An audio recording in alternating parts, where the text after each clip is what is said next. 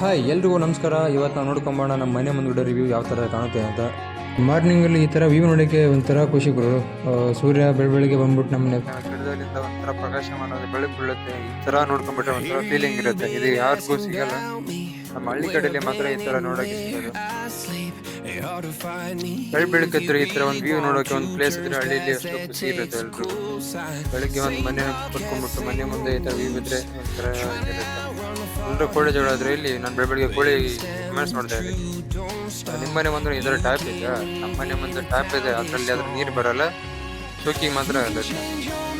ಹಾಕ್ಸ್ಕೊಟ್ಟು 2 ವರ್ಷ ಮೇಲೆ ಆಯಿತು. ಅದ್ರಲ್ಲಿ ಒಂದ್ಸರಿ ನೀರು ನೋಡೇ ಇಲ್ಲ. ಅದು ಬೇರೆ 360 ಡಿಗ್ರಿ ರೊಟೇಟ್ ಆಗುತ್ತೆ ನೋಡಿ, ಆ ಥರ ಫಿಕ್ಸ್ ಮಾಡಿದ್ದಾರೆ ನಮಗೆ. ನಿಮ್ಗೆ ಈ ಥರದ್ದು ಏನಾದ್ರು ಬೇಕಿದ್ರೆ ನಾನು ಇನ್ಫಾರ್ಮ್ ಮಾಡಿ ನಾನು ರೆಫರ್ ಮಾಡ್ಕೊಡ್ತೀನಿ ನಿಮಗೆ.